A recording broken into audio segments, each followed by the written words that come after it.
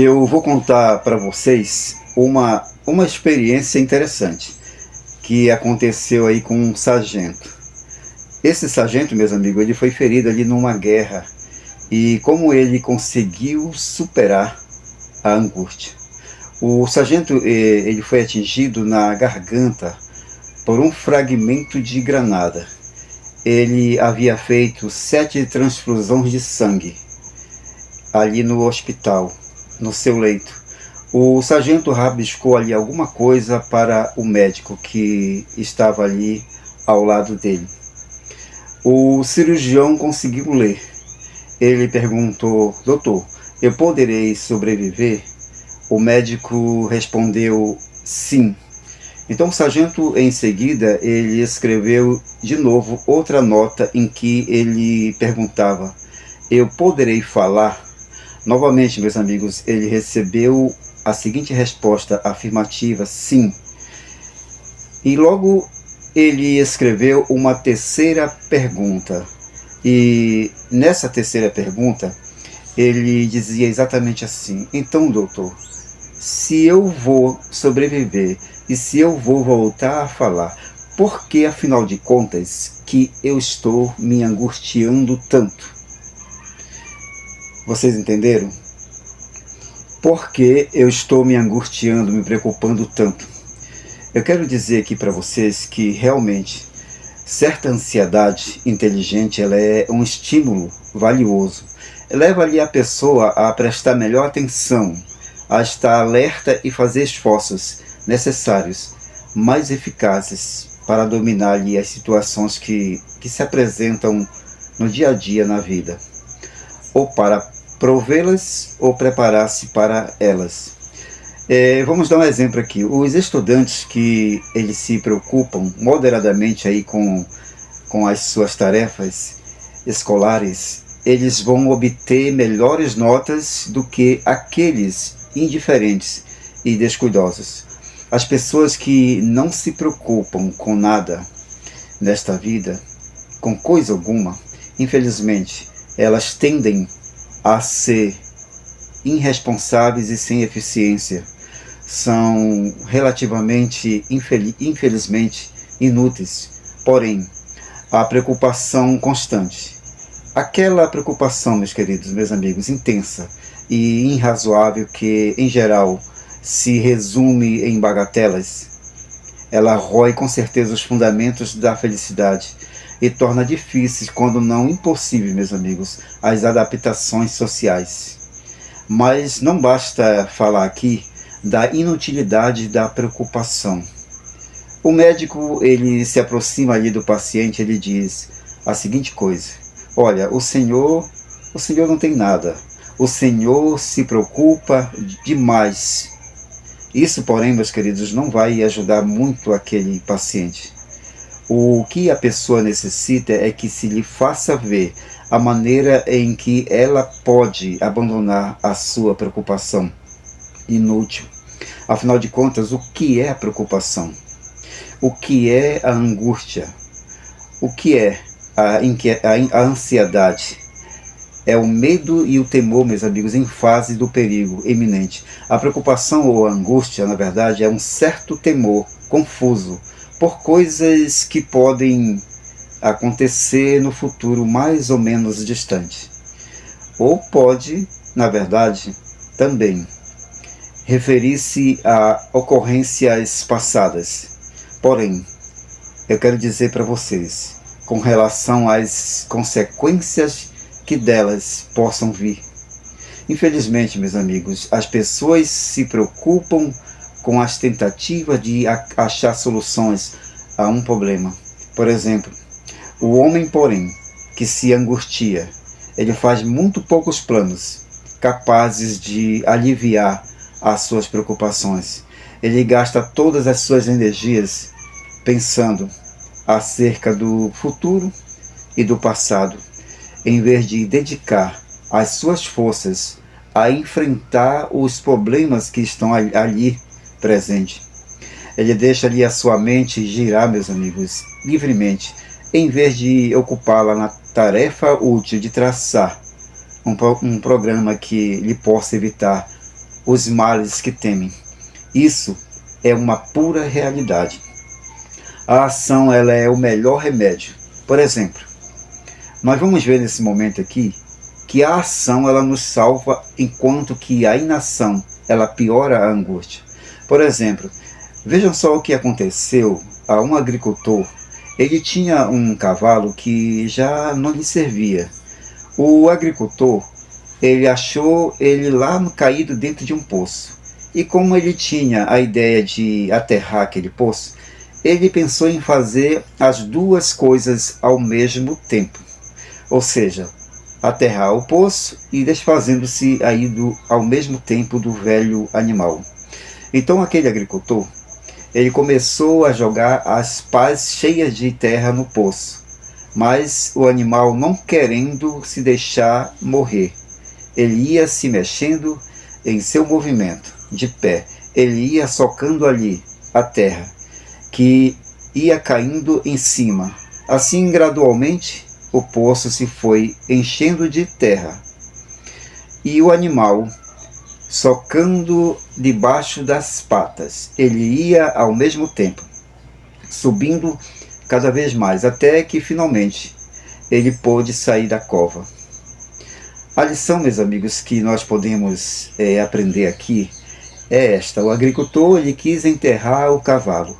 Este, porém, ele não aceitou a sorte ingrata. Você e eu, meus amigos, também nós podemos nos achar num poço de desalento, com o nosso ânimo atacado pelas angústias e pelas aflições. Mas não necessitamos deixar-nos, com certeza, sepultar por elas. E a melhor maneira, meus amigos, de multiplicá-las consiste em nós não fazermos absolutamente nada. Exatamente.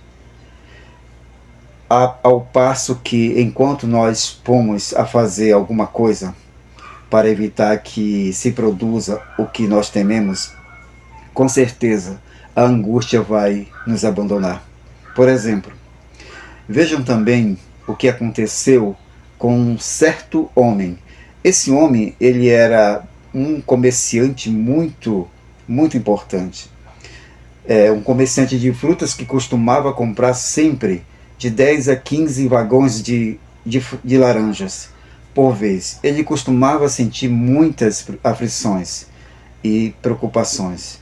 Ele perguntava de si para si: como seria se, por acaso, um desastre ferroviário destruísse os vagões e derramasse todas as suas frutas? E se acontecesse cair uma ponte quando o trem fosse ali passando? A mercadoria, ela estava no seguro, mas como haveria de entregá-la a tempo? Então, este homem, ele se afligia tanto que ele temeu haver contraído uma úlcera no estômago. Então ele foi ali consultar um médico e o especialista lhe disse que ele, na verdade, não tinha outra coisa além de nervos desequilibrados. Isto fez aquele homem pensar. Então ele se pôs ali a fazer cálculos de quantos vagões ele havia comprado e despachado em todos os anos de comércio de frutas, e as cifras acusaram 25 mil. E quantos sofreram, por exemplo, catástrofe? Talvez 5 mil, quer dizer, 1 em cada 5 mil. Por essa única probabilidade, em 1 em 5 mil, então não valia a pena contrair úlceras. E quanto à possibilidade também de queda de pontes, nunca havia, meus amigos, acontecido. Nem sequer perdido um vagão sequer. Então essas comprovações bastaram para curar aquele afamado comerciante de sua tendência de amofinar-se ou angustiar-se por qualquer coisa. Então vejam só também uma outra história, uma das histórias mais dramáticas. O homem que contou essa história, ele se encontrava a bordo de um submarino em março de 1945, de frente da costa da Indochina.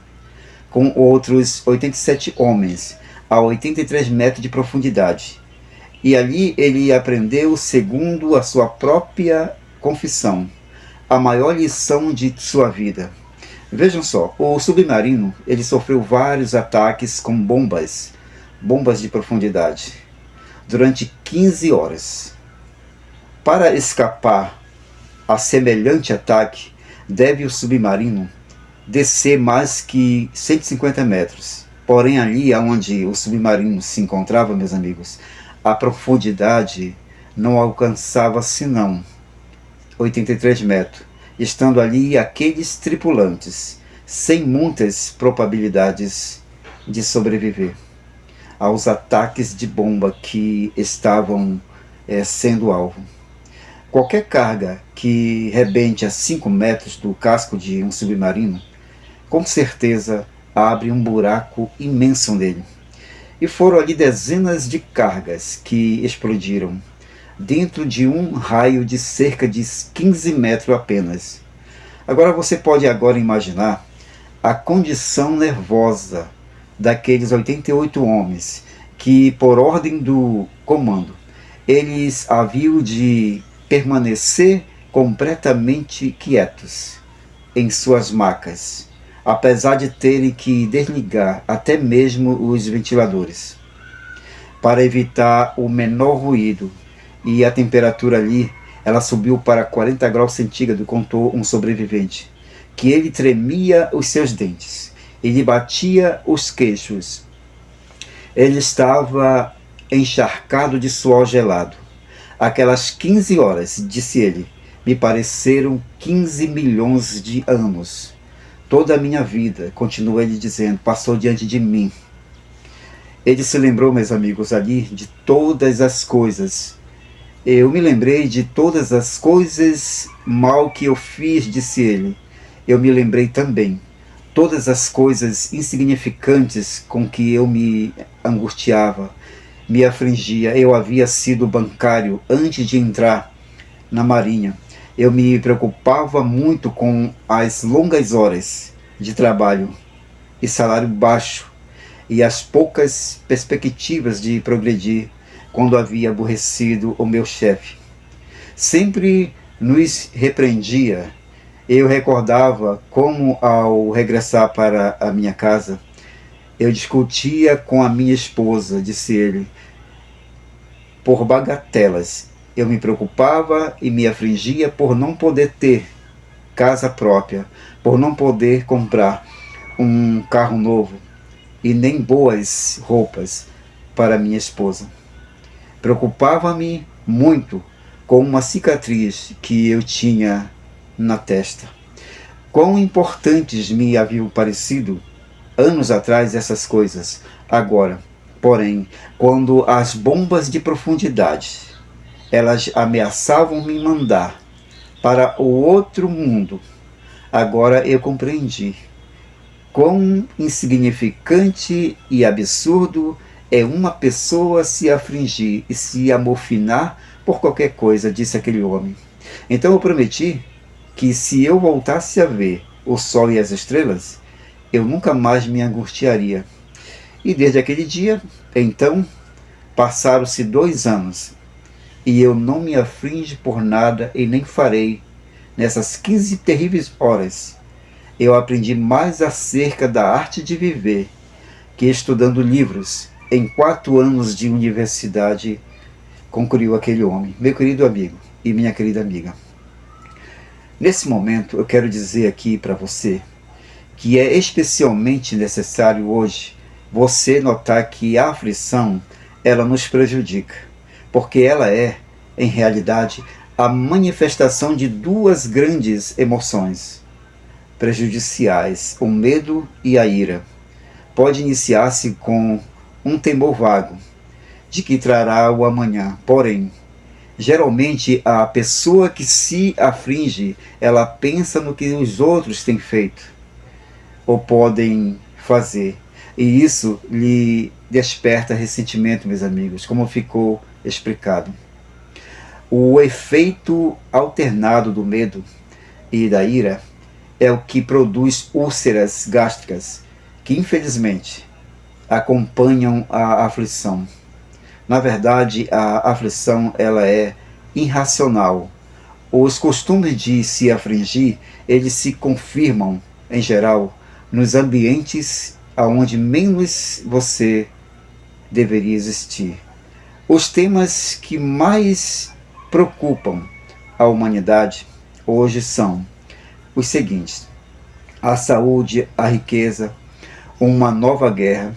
Logo vem a intrigante pergunta: que pensará o povo? O que eu farei se o meu esposo me for infiel? Se a minha filha casar aí com um inútil? Se meu filho assaltar um banco? Se a minha casa se incendiar? Se o meu carro sofrer uma colisão?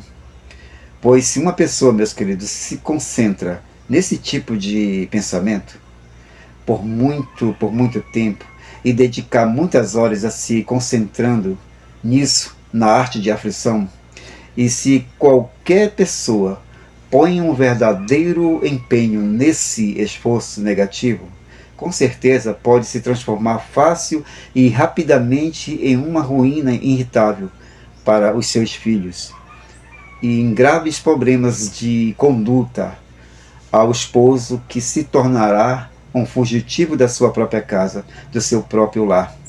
E eu quero dizer para vocês que, por estranho que pareça, há aflições e aflições. Por exemplo, nós vamos ver o caso da senhora Ruth. Ela lembrou que seus filhos, eles estavam tornando-se o terror do bairro. Ela lamentava de si mesma, afligindo-se como mãe. Preocupada com as aflições, ela começa a assistir conferências sobre psicologia infantil. Ela lê livros sobre o assunto, sobre a conduta pré-escolar. Ela observa os filhos e com nova objetividade e muda a sua atitude irrefletida para dar o amor que lhe faz falta. Esta, meus queridos, é uma aflição construtiva que se deve multiplicar. Agora, por outro lado, nós vamos ver aqui o caso da senhora Isabel. Ela fica até altas horas da noite perguntando para si mesma se tem fracassado, se terá o suficiente dinheiro para comprar um carro novo. Os preços fantásticos do mercado do momento. Ela passa a metade da noite, meus amigos, sem dormir, pensando e afligindo-se, e no dia seguinte ela inicia o dia em estado de esgotamento. É natural que perder o seu tempo com essas preocupações não vai com certeza contribuir nada para aumentar as economias da família, e nem vai animar o esposo a ganhar mais. Vai esgotar o seu esposo, com certeza. Na verdade, meus amigos, dissipar a aflição da nossa vida é muito importante. Mesmo, vejam só, o exemplo de outra mulher. Essa mulher se aflige tanto que chega até ter medo que possa perder a saúde, o esposo e a razão. E assim com certeza sucederá. Provavelmente, se ela não deixar logo o costume de se afligir. Então, o que devem fazer, meus amigos, as muitas vítimas da aflição? Devem recordar, em primeiro lugar, que se trata de algo bom, mas que foi deixado desenvolver-se ao extremo. Como diz ali o psicólogo David, a previsão é essencial para viver inteligentemente. Mas quando a apreensão se deixa reger pela ansiedade nervosa e a imaginação desincronizada pelo temor, a aflição nos prejudica grandemente. A doutora Lydia Gibbonson, eminente psiquiatra, especializada em estudos relacionados com o trabalho industrial, ela diz que de cada 5 casos de distúrbio nervoso, 4 se iniciaram com o costume da pessoa se afligir.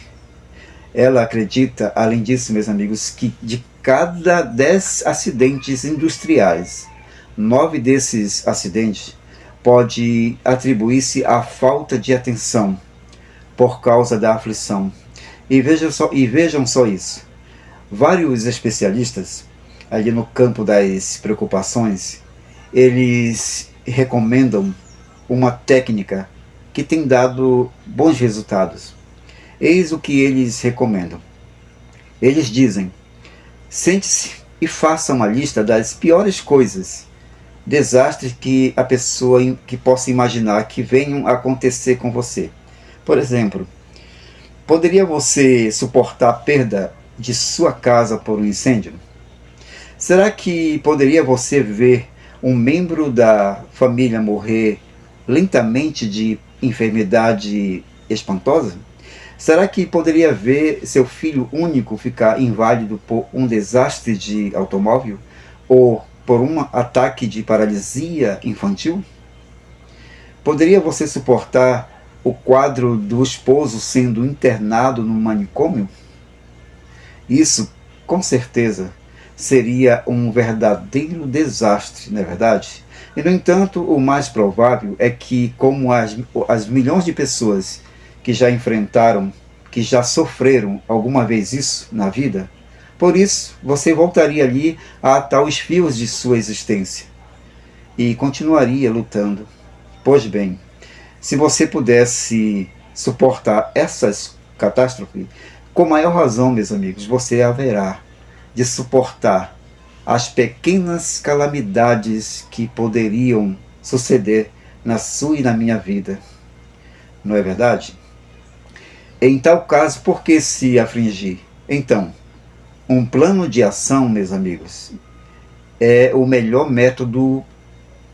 Outra maneira de destruir a aflição e a angústia consiste em eliminar os seus motivos. Temos que nos lembrar de que a preocupação aguda e prolongada, seja ou não justificada, ela está relacionada, meus amigos, com um desses temores: o medo de enfermidade, o medo do fracasso ou da perda do amor. A aflição ela é incurável enquanto não se destrói o temor. Faz um século que Emerson ele escreveu o seguinte: ele diz: fazei o que você teme e o temor morrerá. E seu conselho, meus amigos, ele continua com certeza tendo um real valor a nós hoje. Temos que vencer primeiro o nosso temor e arrancá-lo do seu escuro esconderijo, isso mesmo, e expô-lo à luz. Uma vez que você e eu façamos isso, nós vamos com certeza perguntar a nós mesmos, afinal de contas, o que era afinal que eu estava me angustiando, me afligindo? E não se deve, meus amigos, pensar que esses conselhos se aplicam somente à psicologia feminina. Não.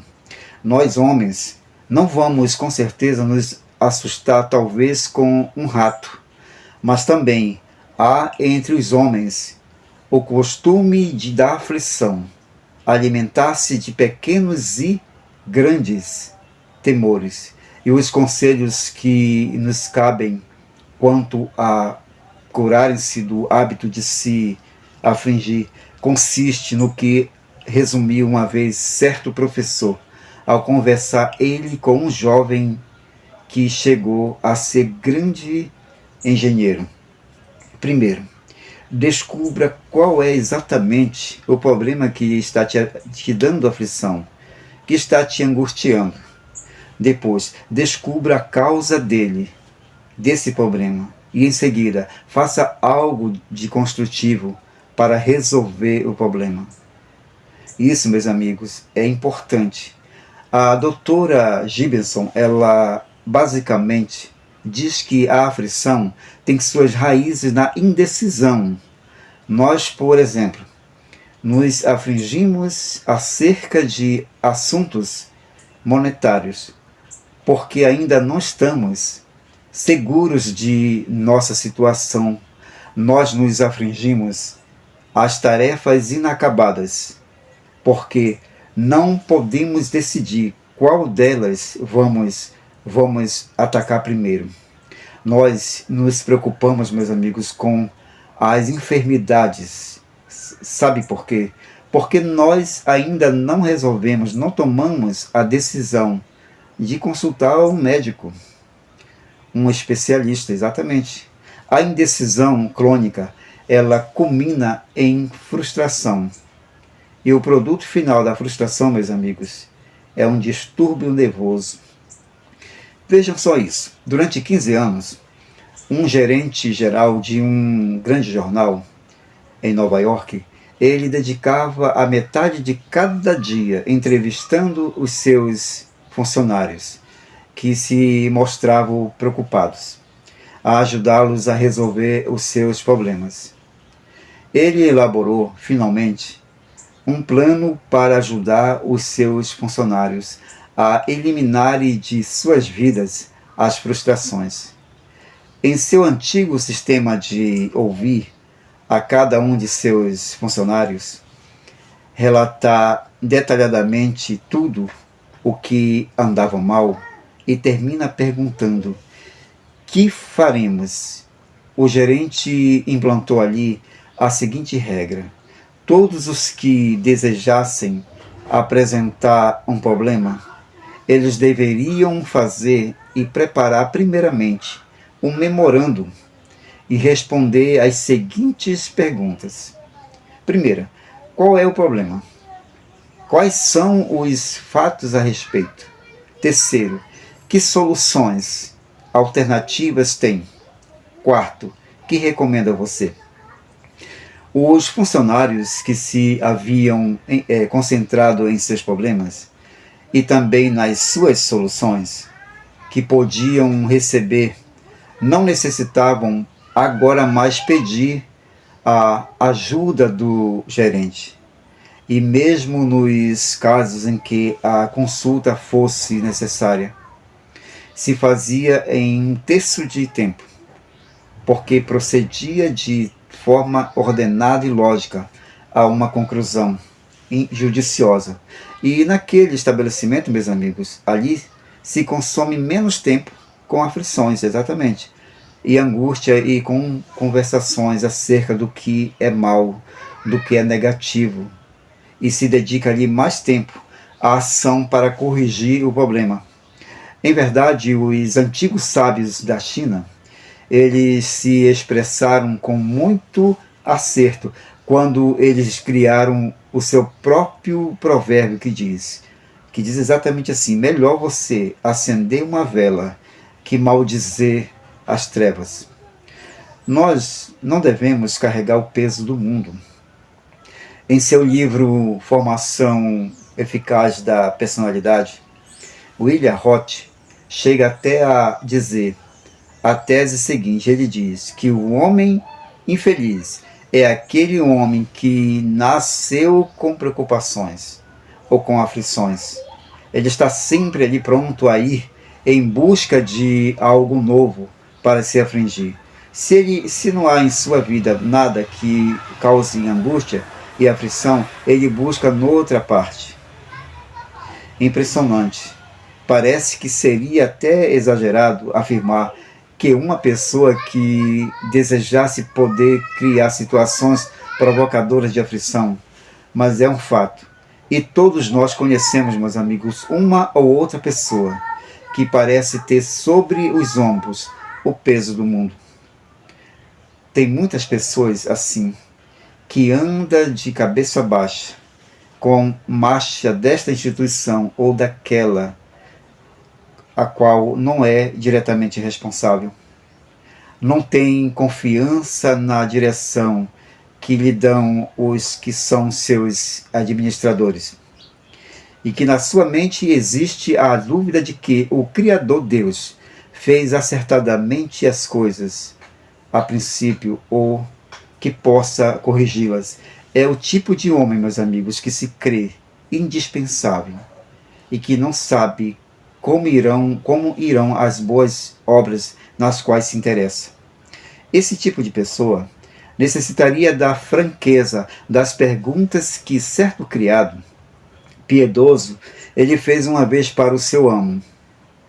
Era ali no século XVII, quando se viajava em diligência, e às vezes nas pousadas havia poucas comodidades. Em certa ocasião, o amo e o seu criado, eles tiveram que se hospedar no mesmo aposento. O amo, ele era um personagem importante da Inglaterra e que levava pesadas responsabilidades, pois ele viajava nesse momento ali pelo continente em cumprimento de uma missão diplomática, uma missão especial. Ele tanto sentiu o peso dela que passou a ter insônia. Ao ouvir como suspirava e se virava na cama de um lado para o outro, o seu velho criado lhe falou, afinal, em determinado momento: o senhor acredita que antes de nós Deus teve nas mãos as rédeas deste mundo? Sem dúvida que sim, respondeu o amo. Mas então, o senhor não crê que Deus continua tendo nas mãos as rédeas depois de nós? Claro que sim, respondeu ali o amo. Então, o senhor, não lhe parece, senhor, que Deus tem as rédeas do mundo agora mesmo em suas mãos? Que essa sua preocupação acerca de como se resolverá o assunto ao Senhor encarregado é falta de confiança na onipotência de Deus? Você tem razão, disse o amo para aquele homem. Então, meus queridos amigos, a correta avaliação aqui é muito necessária. Tem razão William Roth quando ele afirma que as situações de aflição criadas pela própria pessoa, ela se baseia no fato de que não se tem avaliado corretamente as pessoas e as coisas e os fatos. Qualquer pessoa, meus amigos, que deseja eliminar da sua vida as aflições ou as angústias ou as preocupações, pode fazer isso com certeza, com relativa facilidade. Necessita somente de uma coisa: avaliar devidamente as coisas e dar a cada uma o seu lugar, e ter por insignificante as coisas que assim o merecem. Então, se vai desvanecer a aflição e a angústia vai com certeza desaparecer. E não há para a inquietação, meus amigos, ou para a angústia, ou aflição, ou desespero, um remédio melhor do que a decisão de agir. Vamos ver agora o que aconteceu a um homem que durante a guerra ele desempenhou importantes missões. Todos sabem que, pelo menos ao princípio dela, os dirigentes norte-americanos tinham motivos suficientes de preocupação. As coisas não iam muito bem para eles e o futuro da nação, meus amigos, não parecia muito seguro. E o primeiro homem, ele era um grande industrial que torturava a esposa, enlouquecia os seus empregados e também os seus amigos. Os amigos dele evitavam ele, mas apenas provocou-se a emergência deste homem. Este homem, ele mudou radicalmente, como ele mesmo disse nessas palavras. Ele disse exatamente assim: eu mudei completamente. Antes da guerra eu tinha a cabeça cheia de preocupações, das incertezas e das transformações, e agora não estou muito ocupado para inquietar-me por aquelas coisas. Tenho um grande trabalho diante de mim e vou realizá-lo com as mangas arregaçadas. Disse ele. Nós vamos ver agora o exemplo de um outro homem. Esse homem, meus amigos, era também um importante industrial que teve de ocupar um cargo de grande responsabilidade. Ele se sentia apavorado em face da magnitude da tarefa, conforme ele mesmo confessou. Durante semanas, ele diz que ele esteve lutando impotente com problemas e complexos, sentindo-me desesperado e perdido num vasto labirinto, absolutamente deprimido.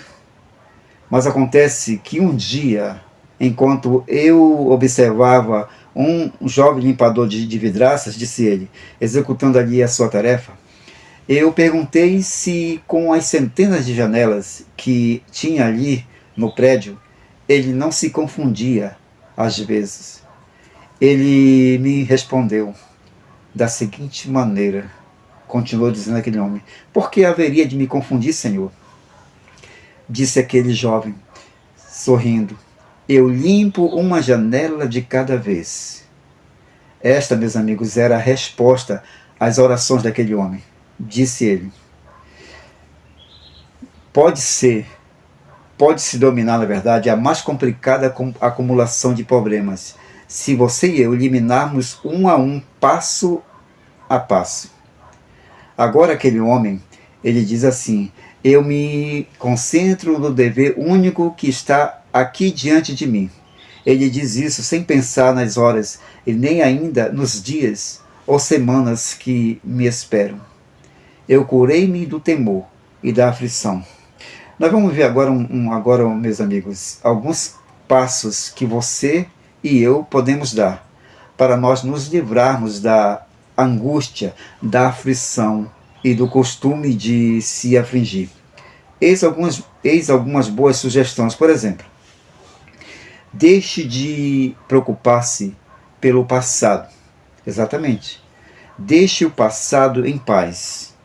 Ele está fora do teu alcance e do meu alcance, e do meu controle também. A Terra, na verdade, ela esteve girando durante alguns milhares de anos, antes que você e eu começássemos a se preocupar pelas dificuldades da humanidade, e a Terra continua girando ainda. Deixe de se preocupar pelo resultado do teu trabalho. Se você compreende que não é de se esperar que todos os empreendimentos, meus amigos, triunfem, você trabalhará com certeza sobre menos tensão nervosa, de forma mais descansada e agradável. Não se aflinja pela atitude alheia. Faça o melhor que você possa fazer e não se preocupe pelos demais. Não tenha medo do futuro. O medo do futuro é o mais torturador dos temores.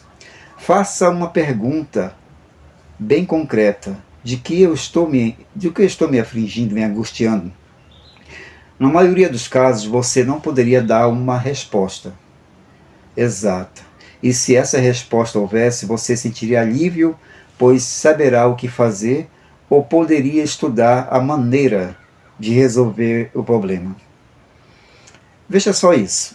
As pessoas que têm caçado tigre na Índia, elas nos dizem que a grande tensão, o grande temor nervoso causado pelo estar frente a frente com o tigre, desaparece quando você está próximo do tigre, frente a frente. Cada um de nós, meus amigos, você e eu, temos os nossos tigres secretos, que nos preocupam. Vejam só, por exemplo, a possível perda de saúde, do dinheiro ou da colocação, ser vítima de um acidente. Nós devemos nos preparar para enfrentá-los e não teremos tempo para nos afligir. Focalize a sua mente na tarefa imediata. A concentração, meus amigos, ela é o caminho real que leva ao êxito.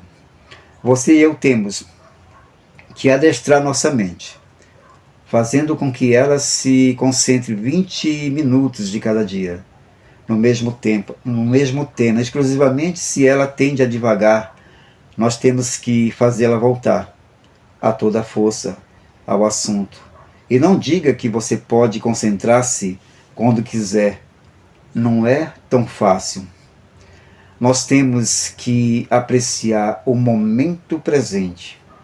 Agora que estamos vivendo, temos que diminuir os nossos problemas, etapa por etapa. Circunstâncias existem, meus amigos, em que uma organização lógica e concreta de trabalho é mais necessária. Deixe de sentir-se sob tensão. A contínua tensão nervosa, meus amigos, ela consome as nossas energias e convida ao fracasso, isso mesmo. O saber afrouxar os nervos e os músculos aumenta a eficiência. Isto não quer dizer, necessariamente, entregar-se ao ócio. Será às vezes, meus amigos, necessário uma mudança de atitude. Não crie complicações e veja sempre a fase mais lisonjeira da situação, tanto no que se refere à aflição, como ao ser feliz. É o presente que vale. Muitas pessoas se sentem infelizes porque avaliam erroneamente o que é importante para obter a felicidade. Buscam no futuro e veem ela no passado. A maioria, meus amigos, das pessoas, depois de passar o meridiano ali da vida, o que pode acontecer aos 30, aos 40, aos 50 anos, começa a olhar para trás, aos bons tempos idos. Mas existem outras pessoas que vivem olhando para o futuro, para quando tiverem bastante dinheiro, para fazer algumas das coisas que querem fazer, ou talvez quando puderem viajar, ou quando os filhos estiverem crescidos, estabelecidos independentemente. Mas quando, meus amigos, esse almejado momento chega, infelizmente, ele já é um molesto do presente e não contém nele necessariamente mais a felicidade do que a atual. Existem outras pessoas, meus queridos, que têm aprendido o verdadeiro segredo de obter a felicidade, que consiste em extrair a essência dela, não no futuro e nem no passado, mas agora de cada dia presente. Certa vez um homem muito idoso, prudente e sábio, que viveu plenamente até os 90 anos, ele observou certa vez que o segredo do êxito se encontra em unidade de 15 minutos de tempo. Ninguém, por exemplo, nem sequer, meus amigos, o mais ocioso dispõe de uma provisão limitada de tempo. Porém, cada um de nós tem durante o dia períodos de 15 minutos nos quais você e eu podemos aperfeiçoar-se ou fazer as coisas que queremos fazer. Ou simplesmente ser feliz. E, naturalmente, este não é um segredo, mas uma verdade muito antiga, que necessita ser reiterada, a mais que aprendida. Os homens e também as mulheres prudentes de todos os tempos, têm aprendido que se alguém quer ser feliz nesta vida, meus amigos, há um só momento para isso, a saber, agora. O momento presente, o momento atual. Um ser humano regido pelo egoísmo, a maior parte do tempo, que pensa em si mesmo, muito mais do que em qualquer outra pessoa, e que se concentra principalmente em suas ideias e interesses egoístas, ele encontra a maior facilidade, a maior felicidade, quando ele se esquece de seu egoísmo e se torna altruísta no que se refere a si mesmo e a seus bens e seus pensamentos. Tudo que se aplica à falta de felicidade se aplica à aflição e angústia, que é tão grande fator de desdita. Se concentrarmos a nossa atenção, meus amigos, para ver e desfrutar a felicidade que está agora ao nosso alcance, nas nossas mãos, não divagará pelos campos do passado, onde cometemos erros, nem do futuro, aonde talvez nunca chegaremos. Se nós acostumarmos a gozar de cada momento e extrair a felicidade do presente, à medida que a bondade de Deus nos traz, iremos vendo que é inútil afligir-se pelo dia de amanhã e se angustiar. Esse dia também trará os seus momentos felizes, se nós estivermos, meus amigos, dispostos a vê-los e desfrutá-los. Nós não devemos procurar viver 2 dias de cada vez. Não é necessário que nós nos aflinjamos pelos problemas de hoje e os de amanhã. Hoje, mais que no passado, tem a aplicação às palavras do grande mestre Jesus. Não vos inquieteis pelo dia de amanhã, disse Jesus, porque o dia de amanhã, ele cuidará de si mesmo. Basta cada dia o seu mal. Eu fui moço, agora sou velho, mas eu nunca vi desamparado um justo e a sua descendência mendigar o pão, declarou Davi, ali num dos seus salmos. A tua força, ela será como os teus dias.